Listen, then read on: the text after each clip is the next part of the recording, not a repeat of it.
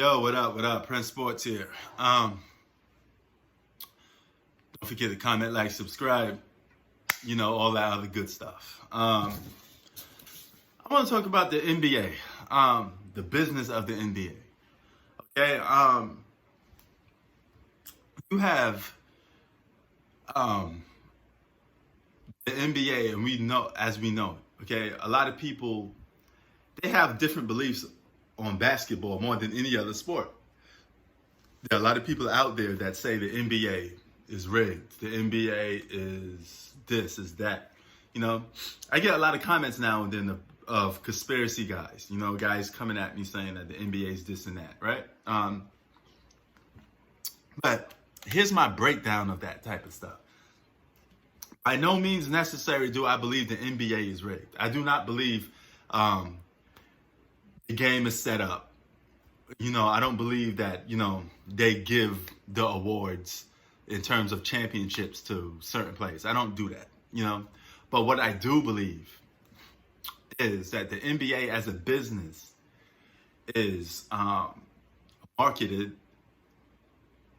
to make you say certain things, because it goes along. The NBA does push an agenda,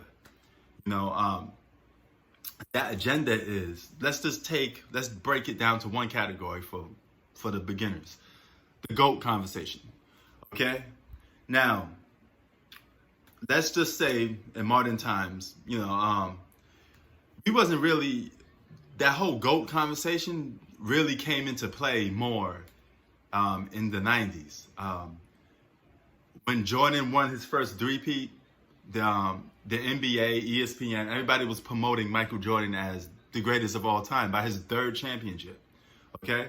But if you watch basketball in the 80s, that whole greatest of all time thing, it wasn't really much of a big debate as it was in the 90s. The 90s is when, stuff like cable was starting to take off, ESPN was starting to take off.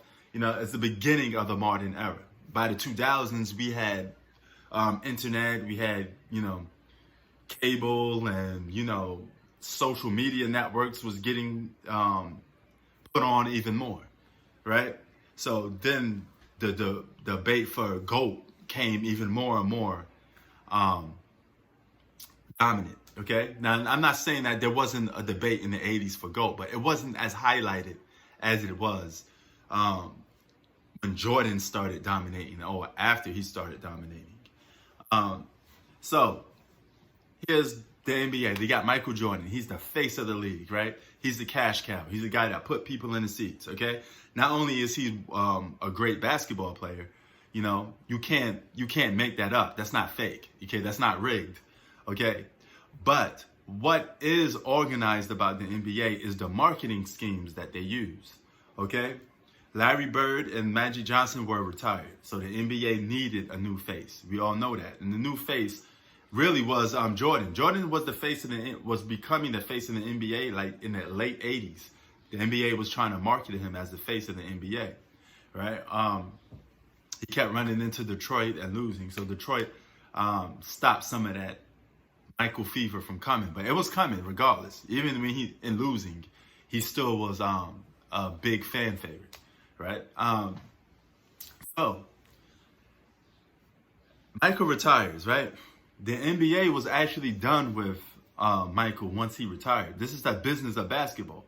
They were looking for a new face to promote and try to uplift that guy, to say he was the next GOAT, or to give a competition to Jordan so you could say that next guy was going to be the GOAT, or at least have it in a way that it could be more debatable. And that next guy was Kobe Bryant, that he was trying to promote as the next Michael Jordan or the next GOAT. NBA had all the marketing in play to promote Kobe Bryant as the GOAT.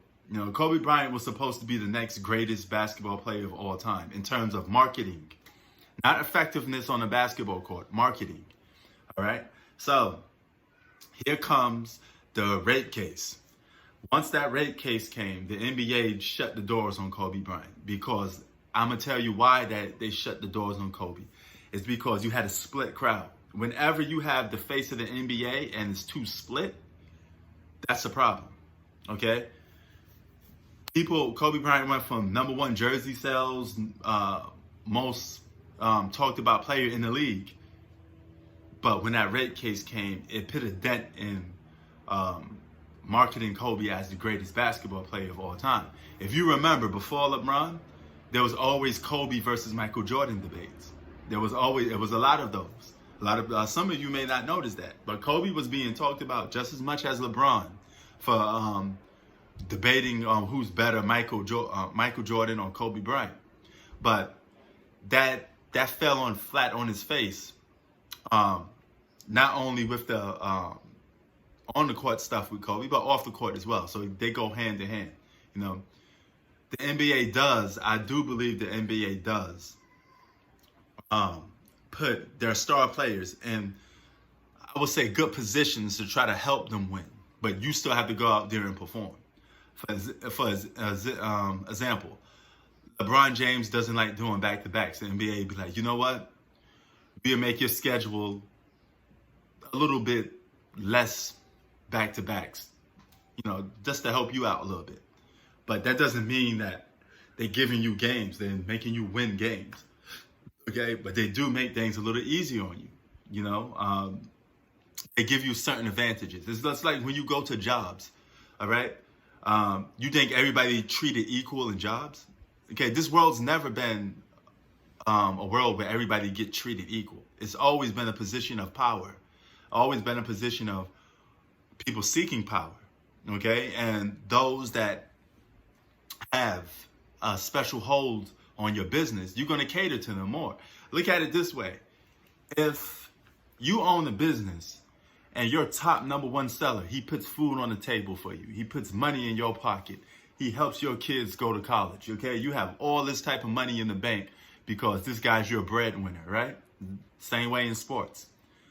You really think that as the commissioner or somebody that runs a sport business, you're going to hurt that player or put that player in a position that he won't flourish in? You're going to try to market that guy to death, you know? And that's what the NBA is doing. They're constantly looking for a guy to surpass Michael Jordan, okay? But they keep getting failures in the process. When the Kobe and Jordan thing failed, the NBA said, okay, we're done with Kobe. We can't push this debate no more because his record and his dominance on the court isn't as equal as Mike, and people aren't falling for it. So let's look to the next guy. The next guy was LeBron James. All right. Now it's LeBron James' turn to get compared to Mike and try to push that agenda that he's better than Mike, you know. But he has to be the one on the court to fulfill that, okay? They got all the marketing in place for you. Be like, hey, LeBron, we did this for you, we did that for you. All you have to do is go on the basketball court and win. You have to perform, okay? So what hurt LeBron was the fact that free agency was an open door of craziness. Guys were signing short-term deals, then was going to this team and that team, making it hard for LeBron to win championships because guys kept switching teams. And once guys kept switching teams, they equaled to LeBron's big three, you know, giving LeBron not a full advantage no more. So, you know, the NBA even now is still trying. They want to come off the whole LeBron James thing. They're looking for the next star, but there's nobody really that could take that torch. Okay, Kevin Durant doesn't have the same appeal on and off the court for fans to gravitate to. He just doesn't. Okay, he doesn't spark debate. He doesn't spark conversation as much as LeBron James does. Greek Freak, all these guys. Okay, the NBA can't promote these guys because they just can't gravitate and get your attention the same way LeBron James can. And part of that reason is because LeBron James has always been heavily promoted, and the NBA put their foot in their mouth when they decided to go all in on promoting LeBron James. I think NBA as a business should promote its stars a little better, you know. So you look into all that other stuff. There's a lot of business aspects that people don't really understand. The NBA is a business. It's $1 billion business, okay? So they can't have their favorite. You think they allow they would allow Jordan to foul out of games a lot? You know, they can't do that because people pay their top dollar to see these guys play. So they let you get away with certain things if you're a star because you have the skills to pay the bills, so to speak. You know, so when you see stuff like you say, oh, LeBron gets away with traveling. He gets away with offensive fouling. You know, he elbows people and stuff like that. The NBA will call these things on its superstars, such as it did for Jordan and LeBron, but they're not going to call it to an extent that is going to affect their productivity on the court. They're not going to call it these calls on these players to a point where they won't be able to play the games because they know people want to see these games, you know, and they want to see their favorite players play, you know. They do put you in positions. Like right now, let's say the NBA season starts. You think, what you call it, the commissioner of the NBA, Adam Silverman, he sat down with some of the most biggest stars in basketball. You think LeBron James wasn't at that round table? Of course he was, you know. And they sit there and say, you know what? Well, what could we do next? What could we do that? You know, and if this season starts back, you're gonna notice that hey, if it's 1 through 16 seeding, does that help the Lakers out a lot?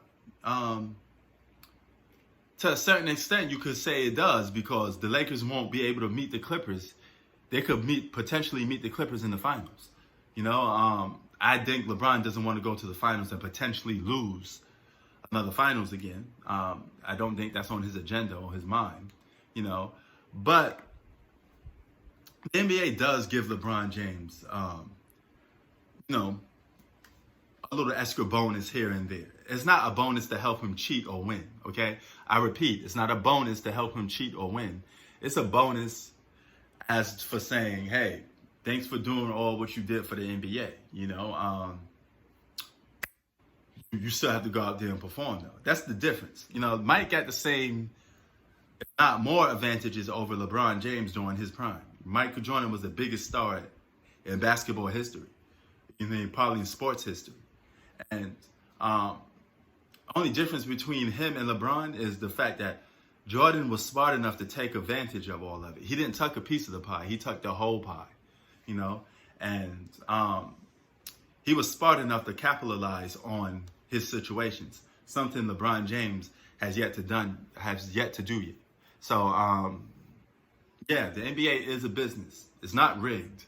You know, a lot of people always tell me to talk about stuff like that because they think it's rigged. There's a lot of people out there that actually believe it's rigged. I don't. You know, I'm not one of them dudes that believe in conspiracy theories. All right, but I do believe the NBA is organized. All right, it's promoted in an organized fashion, as it should be, because it's a business.